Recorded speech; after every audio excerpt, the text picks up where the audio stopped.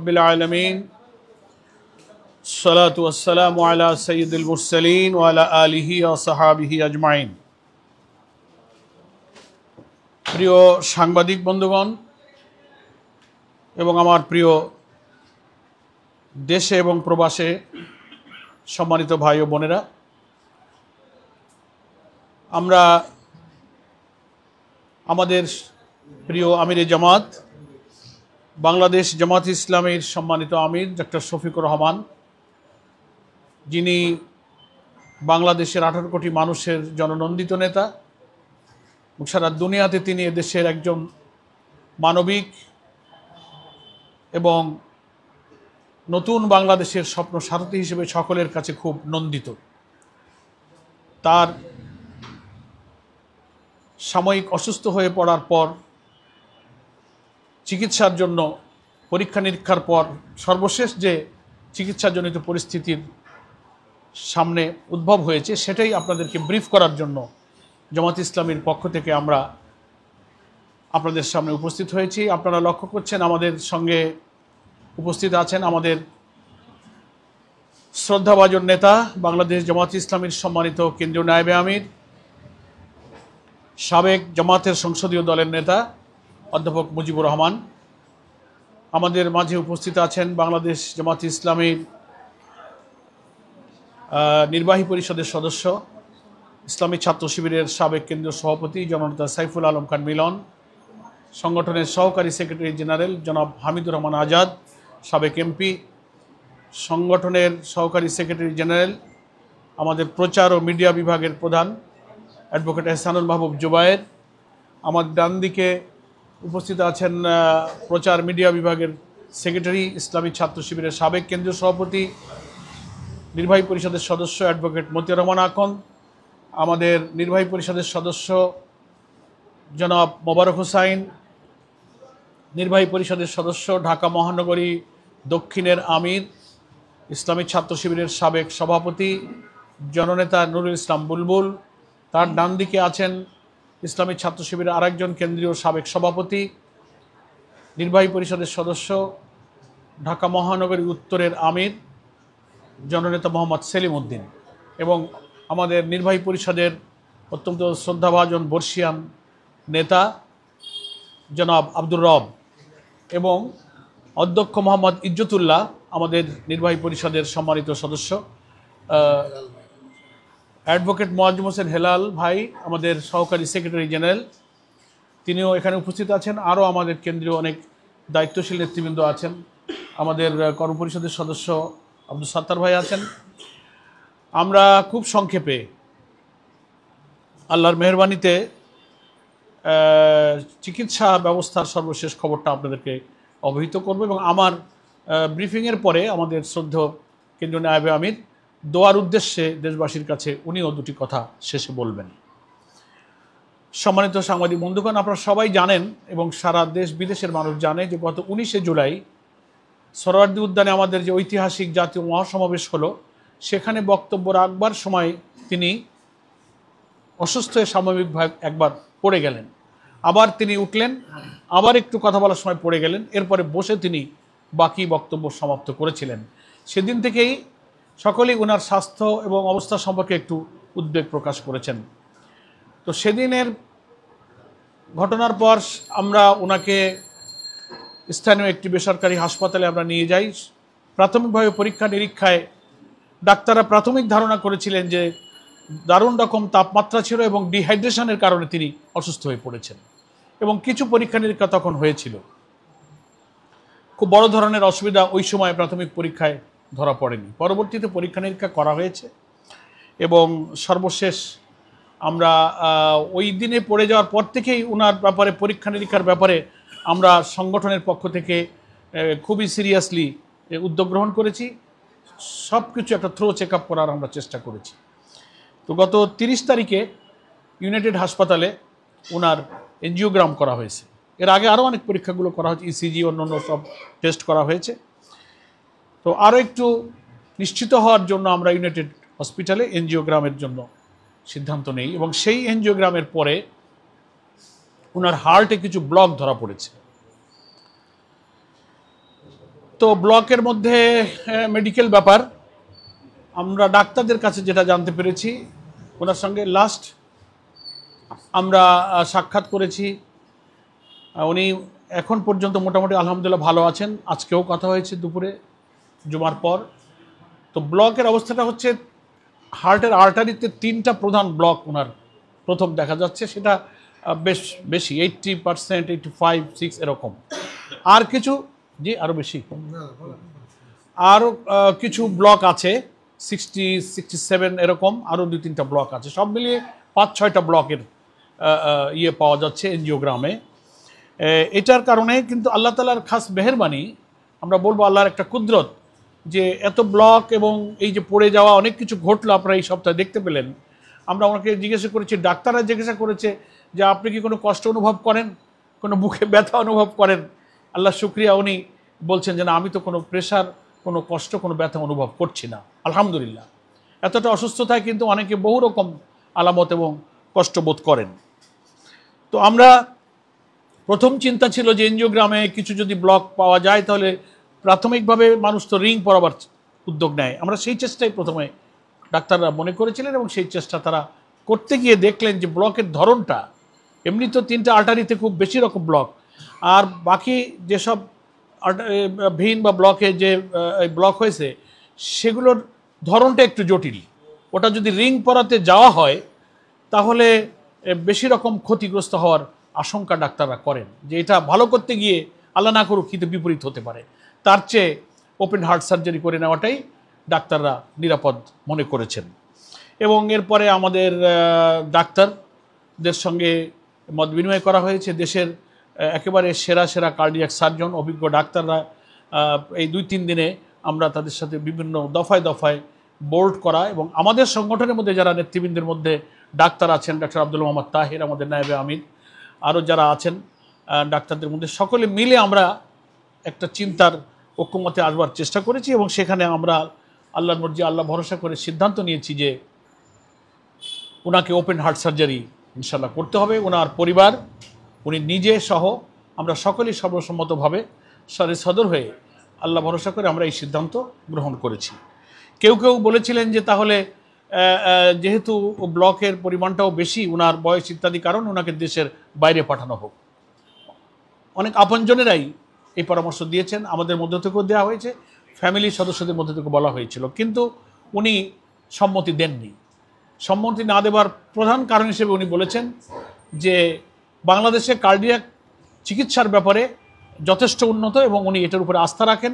আর একটা বড় কথা হলো যে ওনার মতো একজন দায়িত্বশীল ব্যক্তি, যিনি একটি দলের প্রধান এবং জাতীয় নেতা হিসেবে কোটি কোটি মানুষের কাছে উনি পরিচিত, সম্মানিত, উনি যদি ওনার ট্রিটমেন্টের জন্য দেশের চিকিৎসা না নিয়ে দেশের বাইরে চলে যান তাহলে জনগণের কাছে কি মেসেজ যাবে? সাধারণ মানুষ মনে করবে তাহলে বোধহয় আমাদের দেশের চিকিৎসা ব্যবস্থার বা ডাক্তারদের ব্যাপারে উনি কনফিডেন্স রাখছেন না, কনফিডেন্স লেভেলটা হয়তো একটু আন্ডারমাইন করা হবে। তো উনি সেটা মনে করেন না, উনি মনে করেন আমাদের দেশে কার্ডিয়াক ট্রিটমেন্ট এবং ডাক্তারদের পরে আমার আস্থা আছে, ফলে আমি দেশেই চিকিৎসা নিতে চাই। ওনার এই সিদ্ধান্ত মতামত ডাক্তাররা গ্রহণ করেছেন এবং আমরা সংগঠন এটার উপরে আল্লাহ ভরসা করে একমত হয়েছি যে উনি দেশেই চিকিৎসা নেবেন এবং সেটা ইউনাইটেড হাসপাতালেই ওনার অপারেশন হবে। এবং অপারেশন করার ব্যাপারে আমরা আপনারা সবাই চেনেন বাংলাদেশের একজন রিনাউন্ড দেশসেরা কার্ডিয়াক সার্জন ডক্টর জাহাঙ্গীর কবিরের তত্ত্বাবধানে একটা টিম ওনার এই চিকিৎসার দায়িত্ব গ্রহণ করেছেন আল্লাহ ভরসা করে। আগামীকাল সকাল 7:30টার দিকে ওনাকে ওটিতে নিয়ে যাওয়ার সিদ্ধান্ত হয়েছে। মহান আল্লাহ তাআলার আমরা সাহায্য কামনা করি সুস্থভাবে। ওভারঅল অন্যান্য শারীরিক ব্যাপারগুলো কিন্তু মোটামুটি ডাক্তাররা বলছেন ভালো আছেন এবং অপারেশনের পূর্বের যে প্রস্তুতি সেটা ডাক্তাররা এখন গ্রহণ করছেন। যথেষ্ট ভিজিটর ওনার সঙ্গে দেখা করার জন্য ইউনাইটেড হসপিটালে ভিড় করছে প্রতিদিন।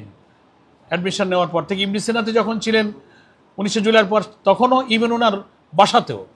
এবং সে ব্যাপারে আমরা দেখছি যে দেশের বিভিন্ন রাজনৈতিক দলের সম্মানিত নেতৃবৃন্দ, ইসলামী দলের নেতৃবৃন্দ, আলেম ওলামা এবং কেউ সরাসরি ফিজিক্যালি আসছেন, টেলিফোনে প্রধান উপদেষ্টা, সরকারের অনেক উপদেষ্টা, খোঁজখবর নিয়েছেন, সেনাপ্রধান টেলিফোনে খোঁজখবর নিয়েছেন, বাংলাদেশে অবস্থানরত অনেক হাই কমিশনার অ্যাম্বাসেডররা ওনার খোঁজখবর নিচ্ছেন, বিদেশ থেকেও ফোন করে খোঁজখবর নিচ্ছেন।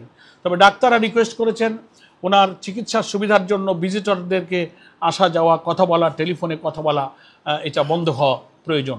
যেহেতু কালকেই ইনশাল্লাহ ওটি হবে, এই জন্য আমরা সাংগঠনিকভাবে আজকে সিদ্ধান্ত নিয়েছি, কিছুক্ষণ পূর্বে নির্বাহী পরিষদের বৈঠক হয়েছে আমাদের নায়েবে আমির অধ্যাপক মুজিবুর রহমানের সভাপতিত্বে, যে আমরা স্ট্রিক্টলি এটা আমরা নিয়ন্ত্রণ করার সিদ্ধান্ত নিয়েছি যে উনি মোবাইলে কেউ ওনাকে ফোন করবেন না, উনিও যেন ফোনে কথা না বলেন। এবং আজকে থেকে ভিজিটর না যাওয়ার ব্যাপারে আমরা সিদ্ধান্ত গ্রহণ করেছি। এবং উনি নিজেই রিকোয়েস্ট করেছেন যে আমার কাছে আর ভিজিটর না আসলে ভালো হয়, ওনার রেস্ট প্রয়োজন এবং সুস্থতা প্রয়োজন। সেজন্য আমি সাংবাদিক বন্ধুদের মাধ্যমে সারা দেশের আমাদের দিনী ভাই বোন, সংগঠনের ভাই বোন, প্রবাসে এবং সমস্ত মানুষের কাছে আমার আমিরে জামাতের পক্ষ থেকে আবেদন যে ওনার সুচিকিৎসার সুবিধার্থে ডাক্তারদের পরামর্শে মেহরবানি করে ওনাকে দেখার জন্য যে আবেগ, যে ভালোবাসা, যে মায়া আমাদের আছে, এটার প্রতি আমরা শ্রদ্ধা রেখে বলছি যে আপনারা বাসা বাড়িতে থেকেই আল্লাহ তাআলার কাছে ওনার সুস্বাস্থ্য এবং সুচিকিৎসার জন্য আপনারা দোয়া করবেন। আল্লাহ তাআলার কাছে সাদাকা দিয়ে, নফল সালাত, নফল রোজা রেখেও আল্লাহ তাআলার কাছে আমরা দোয়া করতে পারি। এটাই হচ্ছে ওনার জন্য এখন বড় প্রয়োজন। আশা করি উনি চিকিৎসা শেষে সুস্থ হবেন, আবার তিনি আমাদের মাঝে আসবেন এবং কথা বলবেন, তখন আমরা দেখা করতে পারবো ইনশাআল্লাহ। দেশবাসীর কাছে আমি সেই কারণে অনুরোধ করব যে আমরা যেন ওখানে যাওয়ার ব্যাপারে কোনো প্রচেষ্টা আপাতত পরবর্তী খবর না পাওয়া পর্যন্ত আমরা চেষ্টা করব। আল্লাহ চাইলে কালকে অপারেশন হয়ে গেলে একটা প্রথম ব্রিফিং তো ইনশাআল্লাহ আমাদের পক্ষ থেকে করা হবে ওনার চিকিৎসার সর্বশেষ খবর, সেটা আপনারা সময় মতো জানতে পারবেন।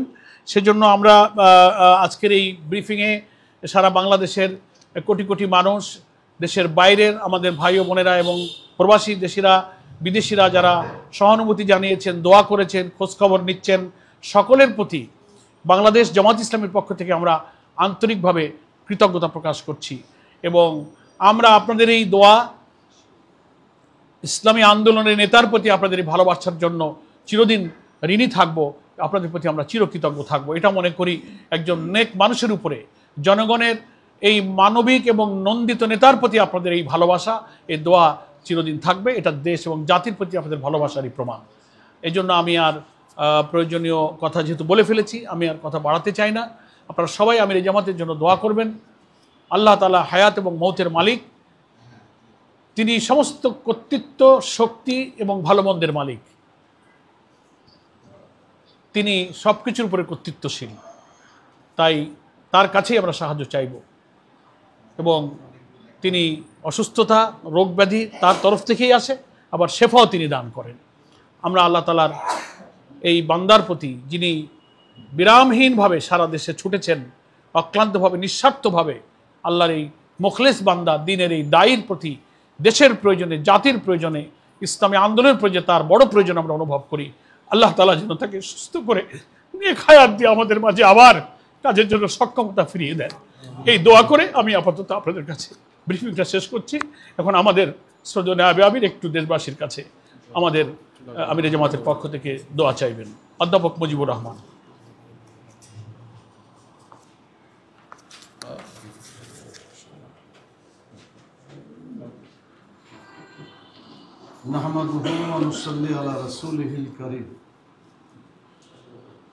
সম্মানিত সাংবাদিক বন্ধুগণ,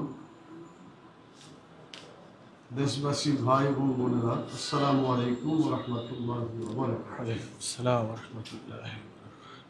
মানুষ সুস্থ থাকা একটা বড় নিয়ামত। আল্লাহ তাআলা এই সুস্থতার জন্য কাল কিয়ামতে আমাদেরকে জিজ্ঞাসাবাদও করবেন। হায়াত এবং মৌত আল্লাহ তাআলার হাতে। আমরা সব সময় আল্লাহ তাআলার সিদ্ধান্তকে সব সময় মনে প্রাণে বিশ্বাস করি এবং তিনি যাকে যতদিন দুনিয়াতে রাখবেন, এক মুহূর্ত আগে তিনি যাবেন না, আবার যে সময় আল্লাহ তাআলা নিতে চাইবেন এক মুহূর্ত পরেও হবে না। এ ব্যাপারে কোরআন মাজিদে ওই কথাটাই বলা আছে, যা যা আজালুল্লাহ ইস্তাগফিরুন সাআতা ওয়ালা ইস্তাকদিমুন। যখন নির্ধারিত সময় এসে যায় তখন এক মুহূর্ত আগেও যায় না, এক মুহূর্ত পরেও যায় না, ঠিক সময়ে আল্লাহ তাআলা তাকে নিয়ে যান। আল্লাহ তাআলা কোরআন মাজিদে বলেছেন, ওয়াইজা মারিজতু ফাহুয়া ইয়াসফিন। হযরত ইব্রাহিম আলাইহিস সালামের দোয়া উল্লেখ করে তিনি বলেছেন যে যখন আমি অসুস্থ হই তখন তিনি আমাকে সুস্থ করেন, অর্থাৎ আল্লাহ আমাকে অসুস্থ করে এবং আল্লাহ আমাকে সুস্থতা দান করে। তো আপনার ইতিপূর্বে আমাদের সম্মানিত সেক্রেটারি জেনারেল মিয়া গোলাম পরোয়ার ভাইয়ের মুখ থেকে বিস্তারিত তথ্য শুনেছেন। আমি শুধু এই কথাটুকু বলতে চাই, মানুষ মৃত্যুকে কখনো ভয় করে না, ইমানদার যারা। আমাদের আমিরে জামাত ডক্টর শফিকুর রহমান তিনি এই কথাটাই সাক্ষাতের সময় বলেছেন যে আল্লাহ তাআলা যদি সিদ্ধান্ত হয় আমাকে নেওয়ার, বাংলাদেশ থেকেও আমি যাব আল্লাহর কাছ থেকে, বাইরে গেলেও সেখান থেকে যেতে হবে। অতএব আল্লাহর সিদ্ধান্ত চূড়ান্ত, আমি বাংলাদেশেই চিকিৎসা নেব। তার এই ঈমান এবং আস্থা আমি মনে করি একজন মুমিন হিসাবে আল্লাহ তাআলা একটা সুন্দর সিদ্ধান্ত নেওয়ার তৌফিক দান করেছে। আমিন। দ্বিতীয় কথা তিনি বলেছেন যে আমি যদি বাংলাদেশ থেকে বিদেশে চিকিৎসা করতে যাই, স্বাভাবিকভাবে ডাক্তার যারা আছে, চিকিৎসক সমাজ, তারা মনে করবেন যে বাংলাদেশের চিকিৎসকের চাইতে বাইরের চিকিৎসকেরা অনেক অভিজ্ঞ। এটা মোটেই ঠিক না। তিনি নিজে ডাক্তার, তার অভিজ্ঞতা আছে, অনেক কেস তারা দেখেছেন। আমরা এই পাশে দুজন দাঁড়িয়ে আছি, মতিউর রহমান আকন, অ্যাডভোকেট মতিউর রহমান আকন ভাই, আমি নিজে, আমরা দুজন কয়েক বছর আগে এই ডাক্তার জাহাঙ্গীরের কাছেই আমরা বাইপাস অপারেশন এটা করতে হয়েছে আমাদের। আলহামদুলিল্লাহ, আল্লাহ তাআলা আমাদের হায়াত রেখেছেন। আমরা 7-8 বছর আগে, 6-7 বছর আগে থেকে এই চিকিৎসা দিয়ে আমরা সুস্থভাবে কাজ করে যেতে পারছি আলহামদুলিল্লাহ। আমাদের বিশ্বাস, আমাদের আমির জামাতও এই ডাক্তারের চিকিৎসা নিয়ে ইনশাআল্লাহ অল্প দিনের মধ্যে আবার তিনি সুস্থ হবেন, আমাদের মাঝে ফিরে আসবেন এবং জাতির খেদমতে যেভাবে তিনি নিয়োজিত ছিলেন, আগামী দিনে তিনি আবার তার সে দায়িত্ব পালন করতে সক্ষম হবেন ইনশাআল্লাহ। আমরা আল্লাহ তাআলার কাছে দোয়া করি, রব্বুল আলামিন তুমি দয়া করে, মেহেরবানি করে তুমি তাকে সুস্থ করে দাও। আমিন। রাসূল সাল্লাল্লাহু আলাইহি ওয়াসাল্লাম বলেছেন আদ-দুআ মুখুল ইবাদাত। তিনি আরো বলেছেন আদ-দুআ সিলহুল মুমিন। দোয়া মুমিনের জন্য ইবাদতের যেমন মস্তিষ্ক, মগজ বলা হয়েছে, দোয়া বলা হয়েছে মুমিনদের জন্য অস্ত্র। অর্থাৎ দোয়ার মাধ্যমে মানুষের হায়াত পর্যন্ত বৃদ্ধি হয়, হাদিসে সেটাও বলা আছে। সেই জন্য আমরা সবাইকে দোয়া করার জন্য অনুরোধ করব। আমাদের সংগঠনের যারা জনশক্তি আছে তারা তো করছেনই, আমরা বাংলাদেশের আপামর জনসাধারণ সকলের কাছে তার জন্য দোয়া করার জন্য আমরা তাদের আহ্বান জানাই, আবেদন জানাই। শুধু দেশে নয়, সারা দুনিয়ায় যারা যেখানে আছেন সকলেই মুসলিম উম্মার এই একজন সম্ভাবনায় ব্যক্তিত্ব যিনি সার্ভিস দিয়ে যাচ্ছেন, আল্লাহ তাআলা যেন মুসলিম উম্মার কল্যাণের জন্য আল্লাহ যেন তাকে অতি দ্রুত সুস্থ করে দেন এবং আমাদের মাঝে যাতে তিনি ফিরে আসতে পারেন। আমি দোয়া করি, আপনারা মেহেরবানি করে দোয়াতে আমিন করবেন। আসআলুল্লাহ আল আজিম রব্বুল আরশিল আজিম আন ইয়াশফিয়াক। আল্লাহুম্মা আমিন। আল্লাহুম্মা আমিন। আল্লাহ তাআলার কাছে আমরা দোয়া করছি, আজহাবিল বাস রব্বান নাস। আল্লাহ তাআলা অসুস্থ দূরকারী, তিনি মানুষের সকল অসুস্থ দোয়া করেন। আল্লাহ যেন আমাদের আমির জামাতকে সুস্থতা তিনি ফিরিয়ে আনেন, অসুস্থতাকে দূর করে দেন এবং এমন সুস্থতা দান করেন যাতে তার কোনো অসুস্থতা যাতে আর না থাকে। আজহাবিল বাস রব্বান নাস ওয়াশফি আনতা শাফি লা শিফাউন ইল্লা শিফাউকা শিফা আল্লাহ ইউগাদিরু শাকামা। মহান আল্লাহ তাআলা আমাদের দোয়া কবুল করুন। আল্লাহুম্মা আমিন। রব্বানা তাকাব্বাল মিন্না ইন্নাকা আনতাস সামিউল আলিম ওয়া তুব আলাইনা ইন্নাকা আনতাত তাওয়াবুর রহিম। সুবহানা রাব্বিকা রাব্বিল ইজ্জাতি আম্মা ইয়াসিফুন ওয়া সালামুন আলাল মুরসালিন ওয়ালহামদুলিল্লাহি রাব্বিল আলামিন। আসসালামু আলাইকুম ওয়া রাহমাতুল্লাহি ওয়া বারাকাতুহু। আপনার আছে না? বলে দিন।